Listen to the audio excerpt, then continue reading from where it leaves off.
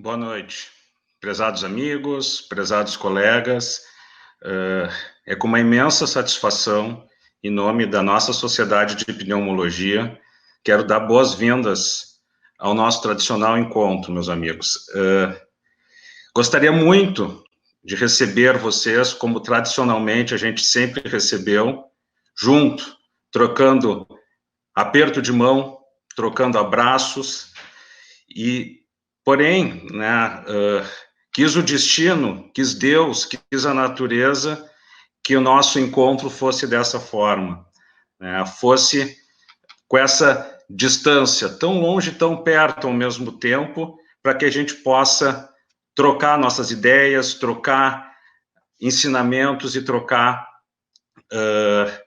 ideias, né? A pandemia mudou muito a nossa rotina, né? Quis Deus isso, mas também quis Deus que quis esse desejo divino, esse desejo da natureza, que nos escolheu, nós, médicos de pulmão, pneumologistas, pneumopediatras, cirurgiões do tórax, radiologistas torácicos, quis Deus que a gente fizesse parte da infantaria. A gente fizesse parte da infantaria nessa luta, né, nesse dia a dia tão difícil que a gente vem tendo nos últimos 6 a 9 meses, contando colegas de todo o mundo, de todo o Brasil, né? E nessa luta, nessa infantaria, nós tivemos colegas feridos, né? Abatidos, e a todos a esses colegas da luta, esses nossos colegas feridos, graças a Deus, bem, meu maior, em nome da sociedade gaúcha, meu maior e maior profundo reconhecimento.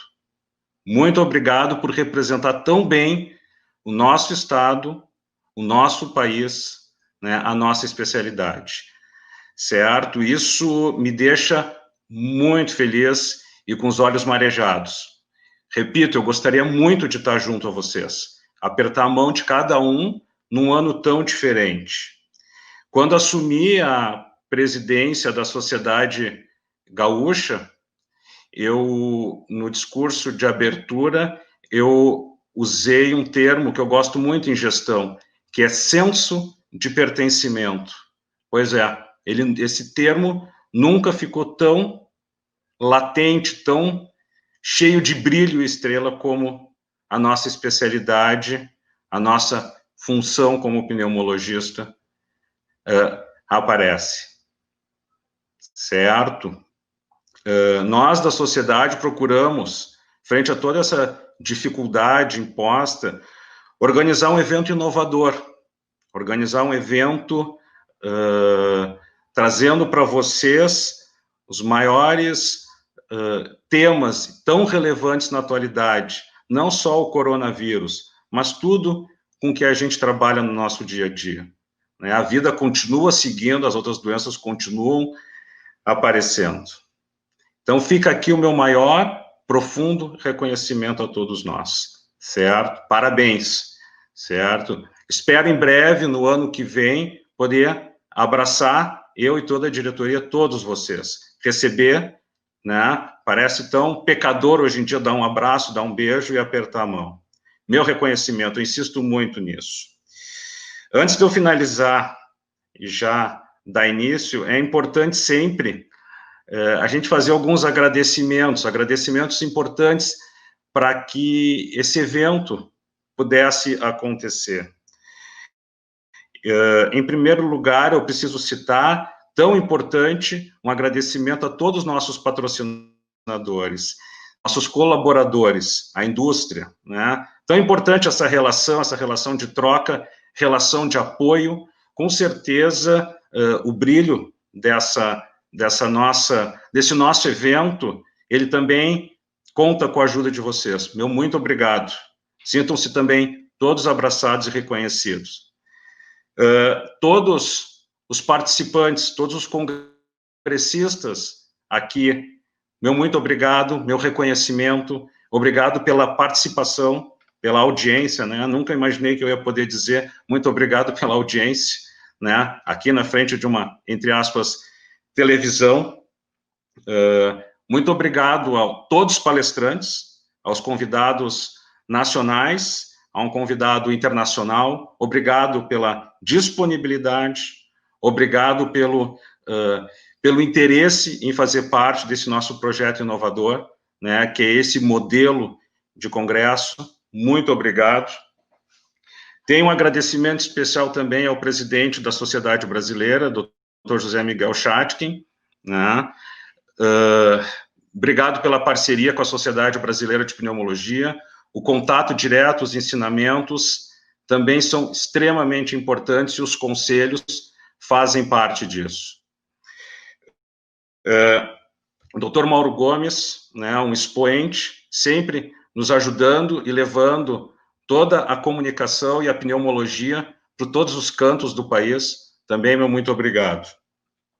E, por fim, eu, Gustavo Chatkin, o atual presidente da Sociedade Gaúcha de Pneumologia e Tisiologia, esse eu falando, meus agradecimentos internos, meus. Eu gostaria que todos soubessem, meu muito obrigado à minha diretoria. Trabalhar com colegas competentes é muito bom, mas trabalhar com colegas competentes, amigos interessados, é sensacional. Esse evento é de todos nós. Meu muito obrigado pela parceria, muito obrigado pelos dias e noites em que a gente lutou para montar esse evento. Por fim, meu agradecimento também à nossa secretária, a Elaine, né, tão batalhadora, tão interessada, tradicional agradecimento de todos os presidentes e os presidentes que virão, né, a garra e a força com que ela vai atrás das soluções e dos problemas também. Obrigado, Elaine.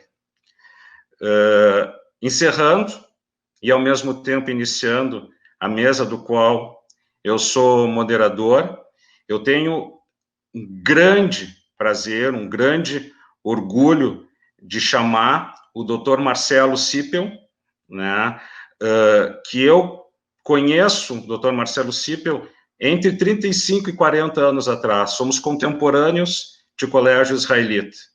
Juntos, jogamos bola juntos, tem uma amizade muito antiga. E o Dr. Marcelo Sipel, ele atravessou fronteiras, né? E hoje, sem dúvida, é um dos grandes expoentes da nossa pneumologia, da nossa cirurgia torácica, das nossas doenças do pulmão no mundo. Marcelo Sipel hoje é o diretor cirúrgico do programa de transplantes e professor do departamento de cirurgia da Universidade de Toronto. Sipel, muito obrigado, obrigado pela tua presença, obrigado pela honra da participação. Vou passar agora para o teu brilhantismo e para a tua aula. Sejam todos bem-vindos e curtam o máximo esse nosso evento. Por favor, Sipel, fica com a palavra. Obrigado, Dr. Chatkin. Muito obrigado pelo convite. É um prazer enorme participar desse evento. Tenho certeza que tem muitos amigos aí na audiência. Eu vou colocar o meu screening aqui.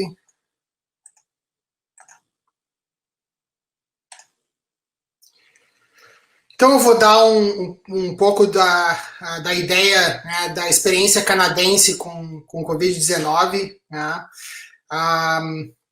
Eu acho que nós estamos numa fase um pouco diferente da fase que vocês se encontram no Brasil, mas mostrar um pouco do impacto, né, dessa pandemia teve na nossa instituição e, em geral, na província no país. Né?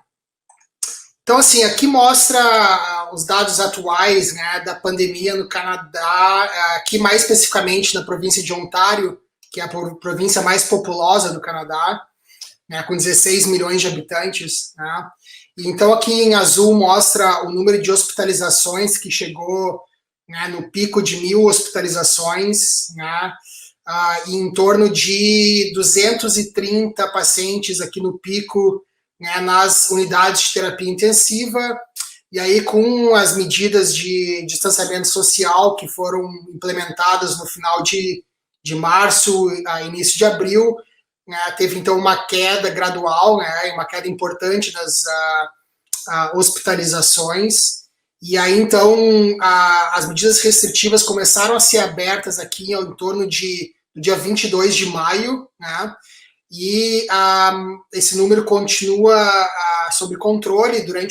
Nós tivemos um verão aqui muito agradável, né? Já que nós pudemos retomar as atividades, né? Em geral, obviamente, com muito cuidado, o uso de máscara e distanciamento social.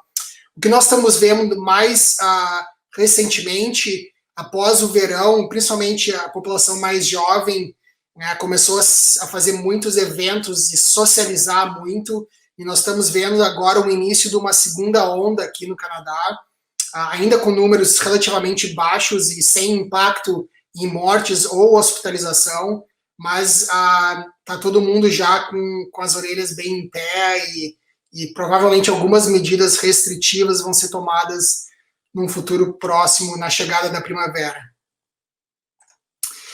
Na chegada do outono. Aqui mostra a questão da idade, né? Isso aqui são dados do Canadá como um todo, né? Mostrando que, obviamente, como em qualquer lugar, os pacientes mais idosos, né, tenderam a ter um nível maior de hospitalização no hospital e também em UTI. Mas o que chamou mais atenção, no próximo slide, vou mostrar aqui, mostra o tempo de recuperação, né, em torno de 5 semanas, pacientes hospitalizados em UTI, pacientes hospitalizados sem estar no UTI em torno de 3 semanas, e os pacientes não hospitalizados em torno de 2 semanas. Mas o que chamou mais atenção foi que teve uma predominância muito grande, né, dessas 9.242 mortes que ocorrem até hoje no Canadá. Uma porcentagem muito alta desses pacientes eram acima de 80 anos, né? E isso reflete muito a mortalidade muito alta que ocorreu relacionado aos long-term care facilities, né? Se você olhar a proporção de pacientes menos de 50 anos que foram a óbito, né, foram menos de 80 pacientes no país inteiro, que configura 0,88% das mortes, né, e que é um número bem diferente se você for olhar aí do Brasil, que em torno de 14% das mortes são em pacientes menos de 50 anos. Isso mostra que a grande mortalidade que houve aqui foi bem restrita a essa população nessas instituições, e isso, obviamente, não foi visto como uma vitória, mas como uma derrota importante do manejo e surveillance, né, dos pacientes, né, que são institucionalizados. Mas na comunidade, em geral, teve um controle bem importante.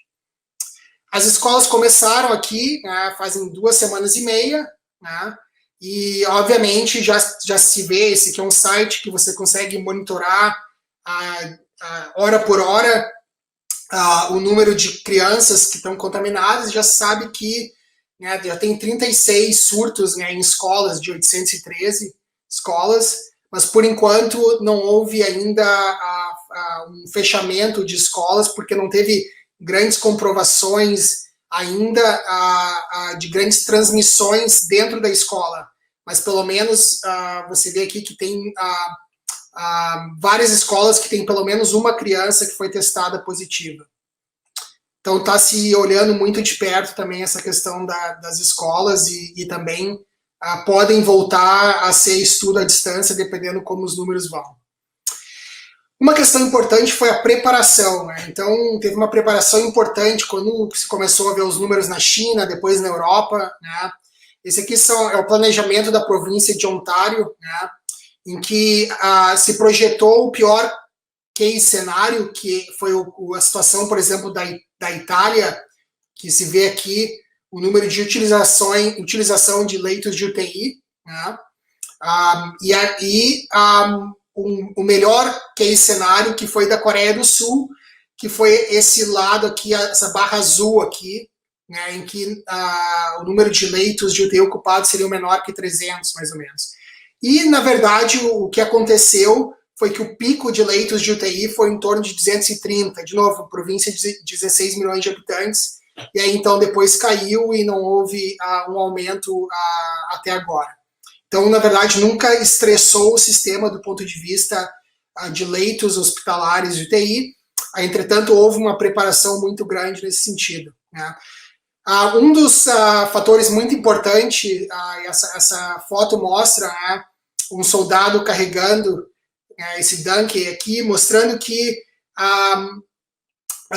um dos grandes questões quando você está se preparando, né, num período de pandemia é tentar evitar que as pessoas que não têm consciência nenhuma que está acontecendo façam a explosão das minas, né, como está mostrando nessa figura, né. Então, o controle de pessoas irresponsáveis, né, era uma das maiores preocupações do ponto de vista da comunidade. O hospital ele se preparou para um surto pequeno, né, um surto moderado, um surto severo e um surto, né, de um cenário explosivo, eu diria, né? E aí, então, isso tudo era relacionado com quanto de médicos que teriam que ser redeployed, né, das suas atividades, né, o número de atividades que poderiam ser feitas. Então, isso basicamente foi relacionado à preparação do hospital.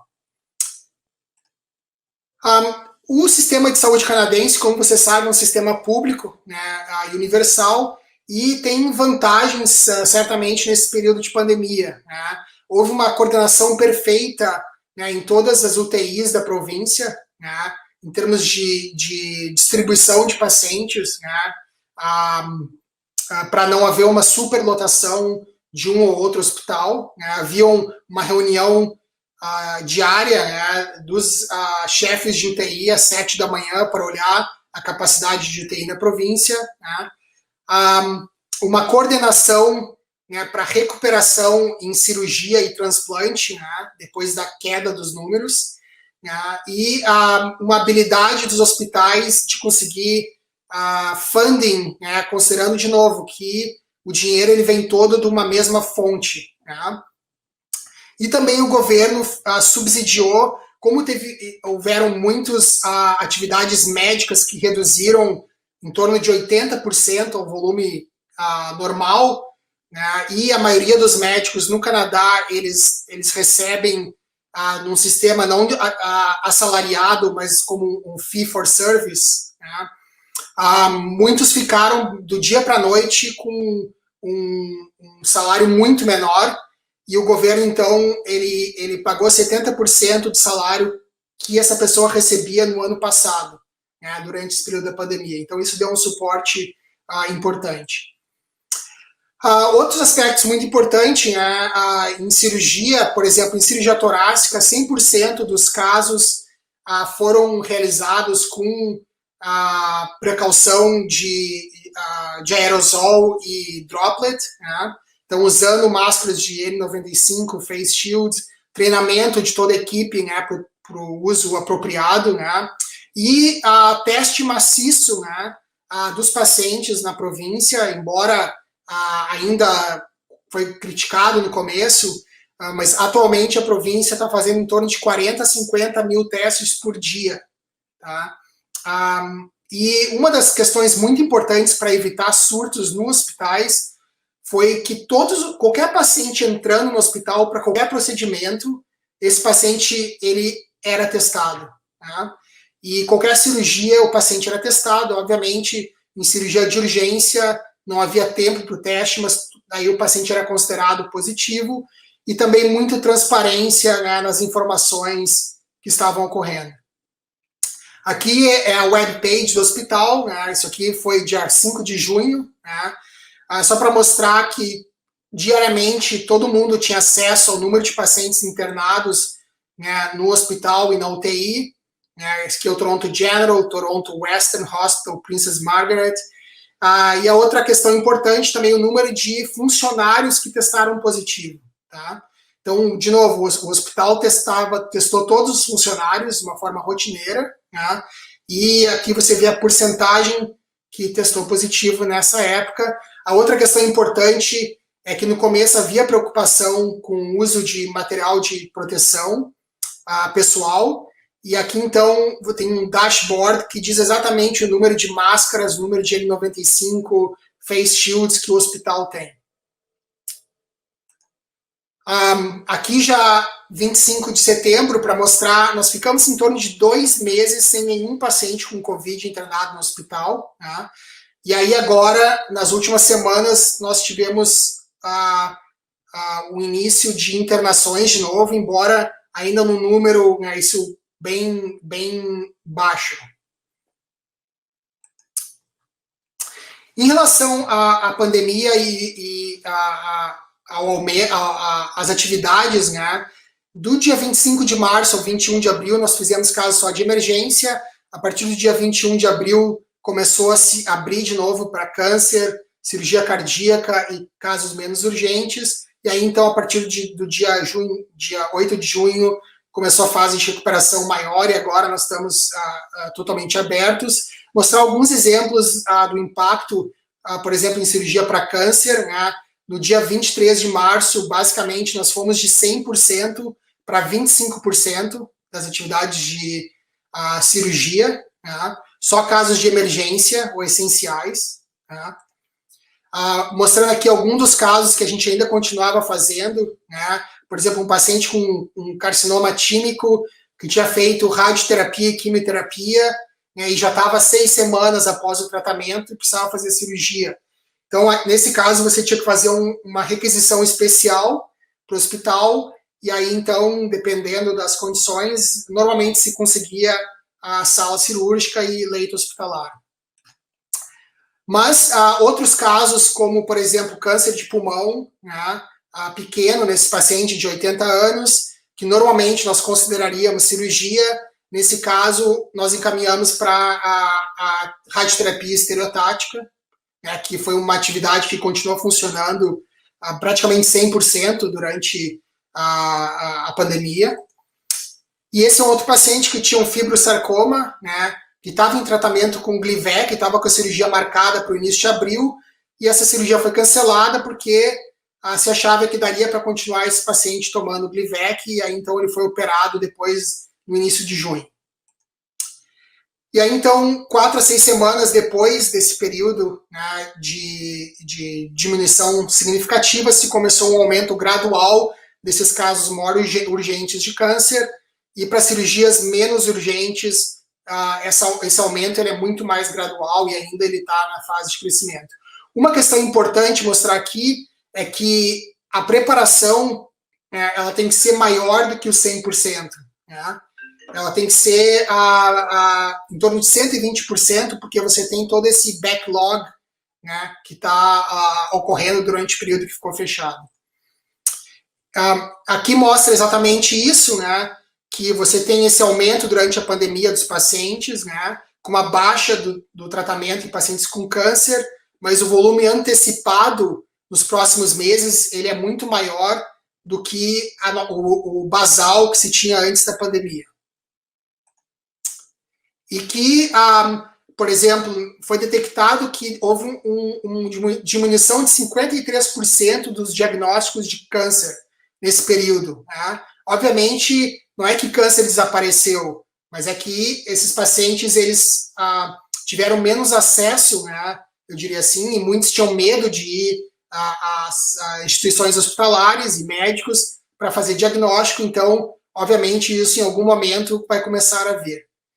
Em relação ao transplante de pulmão, a pandemia teve um impacto importante. Né? Só para ter uma ideia, o nosso programa de transplante de todos os órgãos é o maior programa de transplante na América do Norte, e com mais de 700 transplantes por ano. Né? E o transplante de pulmão é o maior programa no mundo, fazendo em torno de 200 transplantes de pulmão por ano. Tá? Aqui mostra as nossas atividades, né? E o ano passado nós tivemos um recorde de 212 transplantes, e aí quando tu olha o que foi feito nesse ano até agora, 24 de setembro, né? Teve uma queda enorme, né? E a nossa previsão é que provavelmente nós vamos terminar o ano na faixa dos 140 transplantes, o que é, de novo, em torno de uma redução de 25% a 30%, né, do nosso volume anual. As razões para essa diminuição no número de transplantes de pulmão, primeiro porque nós fechamos o programa do meio de março ao meio de abril, né? Houve uma diminuição significativa do número de doadores, né? Com as UTIs mais lotadas, com o distanciamento social, teve menos acidentes de trânsito também, por exemplo, e teve, então, um número de doador bem menor, né? E outro fator muito importante é que o nosso programa de pulmão, em torno de 15 a 20% dos nossos volumes de doadores, eles vêm dos Estados Unidos. E nós, até agora, nós mantemos a travessia da fronteira fechada para recuperar pulmão nos Estados Unidos devido à alta prevalência de coronavírus nos Estados Unidos. Em relação ao ECMO para a COVID, né, também gostaria de mostrar algumas dos fatores importantes, porque nós somos um centro de referência para ECMO na província. Todos os pacientes com COVID que precisaram de ECMO vieram para o nosso centro, né? As indicações para ECMO foram pacientes menos que 60 anos, menos de uma semana em ventilação mecânica, sem comorbidades fora de obesidade, hipertensão, diabetes e asma, que são comorbidades muito prevalentes nessa doença, né? E pacientes com uma relação de gasometria, de oxigenação menor que 70, mesmo com ventilação mecânica otimizada e posição de prona, né? Então, um grupo bem selecionado de pacientes bem doentes, né? E aqui, então, mostrando que nós tivemos pacientes desde 22 a 65 anos, que foram colocados em ECMO, 34 pacientes, né? Uma média de idade de 48 anos, a maioria masculinos, né? 100% deles foram em ECMO veno-venoso, com 2 cânulas, né? E em torno de 2 semanas, 15 dias em ECMO foi o tempo médio, tá? Nós fizemos muito transporte de ECMO, ou seja, paciente em outros hospitais da província que precisavam dessa terapia, mas estavam instáveis para serem transportados. A nossa equipe de ECMO remota ia para esses hospitais, canulava os pacientes e trazia eles de volta na ambulância para o nosso hospital de uma forma bem segura e, obviamente, com uma proteção pessoal bem importante. Aqui só mostrando, né, o nosso volume de ECMOs, né, nessa curva roxa aqui, mostrando que nós tivemos bem poucos ECMOs para influenza esse ano, né, desde janeiro a março, né, e aí, então, praticamente todos os pacientes que foram a ECMO a partir de abril, quase todos eram pacientes com coronavírus, né. Isso foi um padrão bem diferente do ano passado, em que nós tivemos um pico de influenza, né, com pacientes em ECMO bem maior do que nós tivemos esse ano, e isso, de certa forma, ajudou, né, no manejo desses pacientes, mas nós tínhamos em torno, às vezes, de 12, 13 pacientes ao mesmo tempo usando ECMO na UTI.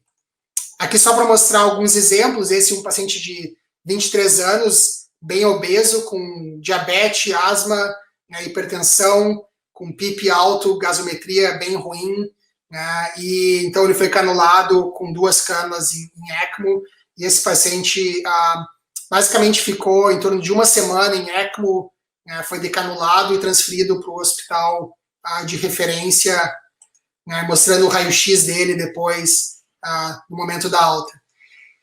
Esse foi um outro paciente com obesidade mórbida, né? De novo, os pacientes jovens que nós vimos precisando de ECMO foram pacientes bem obesos, né? Esse paciente, o BMI era 54, tá? E também, né, você olha o pulmão desse paciente, não teria como manter essa pessoa viva sem o uso de ECMO, e aí, então nós mantemos ela e ela acabou saindo bem, com uma recuperação pulmonar importante, né? Um dos problemas que nós vimos nesse tipo de paciente, né, que nós tínhamos 4 pacientes com hemorragia cerebral, que é uma porcentagem muito maior que nós vemos, por exemplo, nos pacientes em ECMO para outras indicações, como pneumonia bacteriana ou mesmo influenza, né? Isso, então, está bem descrito nos pacientes com coronavírus, essa suscetibilidade de sangramento ou trombose, né, em vasos cerebrais, né? Então, isso é uma coisa que nos preocupa muito, né? A grande maior parte desses pacientes eram pacientes jovens que tiveram hemorragia cerebral. A outra questão interessante é quando considerar o transplante de pulmão, né, no paciente com coronavírus, né? Nós escrevemos há pouco esse comentário no Lancet, que listou basicamente 10 condições, né, para você listar o paciente, a idade menor que 65, disfunção pulmonar como a única causa, né, tempo para ver se o pulmão não recuperou, então pelo menos 6 semanas, né, de UTI, em ventilação ou ECMO, né, não considerar transplante antes disso, que muitos pacientes recuperam após isso, com evidência radiológica de doença pulmonar irreversível, né, pacientes que podem estar acordados e ter uma discussão sobre transplante, reabilitação física, pacientes que o COVID-PCR é negativo, né, e o centro que tem uma experiência grande em pacientes com transplante de alto risco e que tem um acesso a um pool de doadores significativo que não estaria desfavorecendo muito grande os outros pacientes. Então, para terminar os últimos slides, mostrando que os desafios, né, nessa abertura do hospital foi que, por exemplo, muitas enfermeiras tinham sido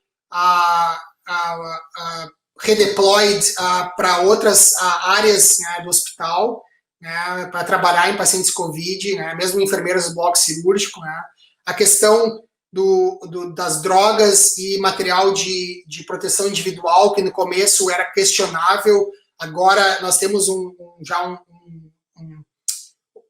número bem maior, né, disso, sem preocupação, né. O número de leitos de UTI. Uma questão importante é esse backlog de pacientes, em torno de 4 mil cirurgias foram canceladas, né, para você ter uma ideia, isso por ficar um mês, né, com volumes menores, né, e ainda tem o backlog que a gente não conhece, que são pacientes que não foram ainda referidos, né, porque eles não estavam indo no médico, né, e avaliando a questão, então, como priorizar, né, os pacientes mais graves. Uma questão importante que veio da pandemia foi, eu diria assim, o cuidado virtual dos pacientes, né. Hoje em dia, 90% das nossas clínicas são feitas de forma virtual, né, e isso vai continuar por muito tempo, né, ainda, e eu acho que isso teve muitas melhoras nesse sentido, que antes nós não conseguíamos fazer muito por questão de privacidade dos pacientes. Isso tudo foi, a questão de privacidade foi por água abaixo em 2 dias, quando começou a pandemia, e isso realmente ajudou muito a gente conseguir continuar manejando os pacientes. Então, para finalizar, as razões que foi considerado, eu considero um sucesso a resposta canadense até o momento, foi uma coordenação, né, do governo federal e das províncias, né, teve uma completa ausência de politização, né, do manejo e da ciência, a população, ela concordou muito bem com as medidas restritivas de distância social, o uso mandatório de máscaras por lei, né, em espaços fechados, o número vasto de testes, né, e contact tracing, né, e a percepção geral do governo que a economia e o controle do vírus andam juntos. Aqui é um Twitter do ministro da Saúde da província, né, de hoje, mostrando que eles vão, por exemplo, usar $1 bilhão para expandir o número de testes e manejo dos contatos dos pacientes que são testados positivos, né. Então, isso mostra realmente o uso de estratégia que realmente são estratégias que os países asiáticos nos mostraram muito bem que são as que funcionam, né. Mostrando a cooperação da população canadense, essa foto ela ficou famosa, né, para quem conhece Niagara Falls, tem esse barco que você vai ver as cachoeiras bem de perto. Esse é o barco que sai do lado canadense, em que tinham 12 pessoas, né, no barco, e esse é o barco do lado americano, né, que estava completamente abarrotado de gente, isso no pico da pandemia, né. Então, mostra que a população realmente, ela teve um cuidado muito grande nessa questão do distanciamento, né. E aqui só para mostrar que eu tenho essa flor no meu quintal aqui, parece muito com coronavírus, e aqui foi no auge da pandemia, né, e o vírus está, de certa forma, né, foi controlado, mas a gente tem que continuar muito vigilante, porque o que está acontecendo na Europa com essa segunda onda não tem razão para nós pensarmos que isso também não vai acontecer aqui. E, obviamente, como o Dr. Chatkin falou, eu acho que quem realmente merece todas essas medalhas no ano que os Jogos Olímpicos foram cancelados é realmente o pessoal trabalhando no front line, né, eu diria, da pandemia, né, colocando elas e as famílias em risco, de certa forma, mas muitas vezes fazendo isso com muito, muito orgulho. Então, muito obrigado e eu fico à disposição para qualquer questão e acho que pode voltar para o Dr. Chatkin nesse momento. Está me ouvindo agora? Agora sim. Desculpe. Eu vou repetir, então. A pergunta do Perim, nosso colega da diretoria, que chamou a atenção foi que a mortalidade pelo Covid na província de Quebec foi maior que Ontário e maior que até o nosso estado do Rio Grande do Sul e Porto Alegre, né? Isso tem alguma explicação no acesso à saúde da outra província? O que tu acha que pode ter acontecido? Certo. Tem dois motivos que são claros até o momento. Um deles foi que Quebec entrou em lockdown 2 semanas após todas as outras províncias do Canadá. Tá?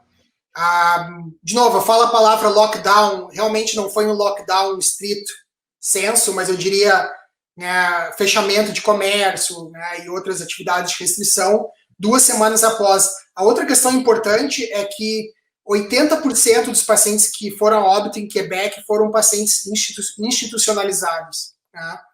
Então, foi um número muito alto, né, nessas comunidades, né, lá. E, realmente, foi um número alto, né, para a população de Quebec. As outras províncias canadenses, elas se deram muito, muito bem, né, tipo British Columbia, Alberta, Nova Escócia, praticamente o número de mortos é praticamente irrisório em todas essas outras províncias. E eles tiveram um manejo bem ativo, né, no controle da pandemia. Certo. Tem uma outra questão.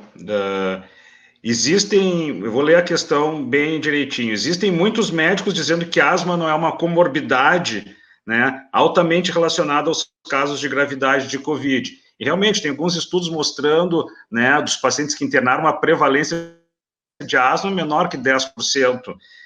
Mas no levantamento que tu mostraste aí, ela pareceu um pouco maior a relação. Alguma coisa que tu cita? A asma? Não, eu diria assim, mesmo os pacientes de asma que nós vimos sendo graves, eles tinham outra comorbidade junto, normalmente, de novo, obesidade, né? E normalmente pacientes jovens que ficaram muito doentes, o fator que nós vimos mais predominante foi realmente obesidade ou diabetes.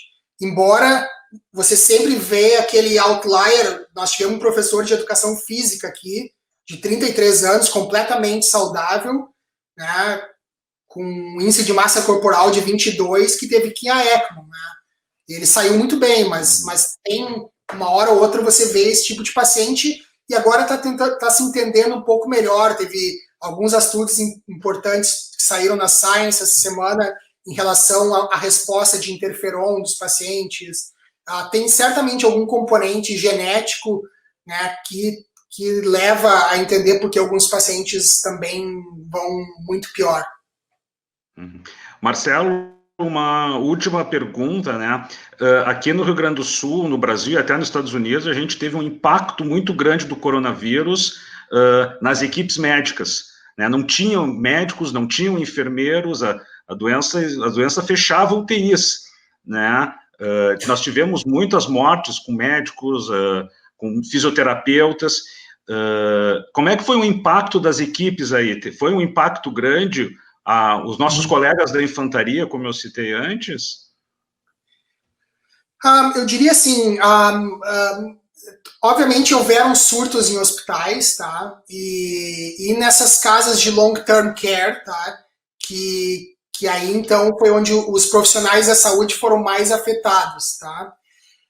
Mas, assim, eu diria que o número de médicos que tiveram infecção tratando esses pacientes foi relativamente baixo aqui, né? E passou por um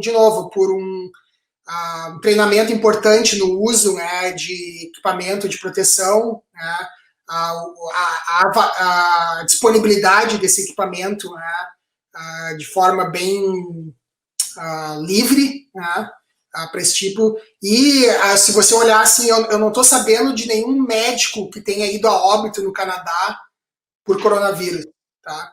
Existem enfermeiros que foram a óbito, tá? Tiveram 7 ou 8 enfermeiros que foram a óbito. Talvez tenha tido algum médico, mas não algum médico que pegou coronavírus pelo fato de estar trabalhando, certo? Então teve realmente, acho que foi bem controlado nesse sentido, mas de certa forma isso é um reflexo do controle da infecção na comunidade, entendeu? Se você tem 1000 pacientes no hospital, a chance dos médicos contaminarem é muito maior do que você tiver 20. A mesma coisa nas escolas, né? Se você tem, entendeu, 50 casos por dia na cidade, né, ou 1000 casos por dia na cidade, né, os surtos nas escolas eles vão ser completamente diferentes. Né? Então, acho que isso é mais reflexo dos números da comunidade do que necessariamente os manejos no hospital. Então, tá. Eu te agradeço, Marcelo. Acho que perguntas estão chegando, a gente tem um cronograma a seguir, né? Se autorizar, a gente passa teu contato para que as perguntas possam ser mandadas. Acho que é uma experiência fantástica que tu dividiste com nós, gaúchos e brasileiros, né? Eu reforço que a gente tem quase 500 inscritos de quase todo o nosso Brasil, mais de 15 estados estão assistindo, brasileiros estão assistindo. Então, o Marcelo é um grande colega, amigo, e sempre disposto a responder. Marcelo, mais uma vez, muito obrigado pelo teu brilhantismo, pela parceria, amizade. Eu encerro aqui nossa sessão, a gente vai agora para um vídeo rápido, e na sequência o Dr. Marcelo Tadai vai ministrar a próxima mesa. Muito obrigado mais uma vez. Obrigado, muito obrigado pelo convite. Assim como você, nós da GSK sabemos da individualidade de cada paciente e da importância das evidências científicas para a sua decisão sobre o melhor tratamento da DPOC. Chegou no Brasil Trelegy, a grande inovação da DPOC, desenvolvida para devolver a qualidade de vida ao seu paciente. São 3 moléculas de longa ação em um único dispositivo, em uma dose única diária. Trelegy, a revolução no tratamento da DPOC, agora no Brasil.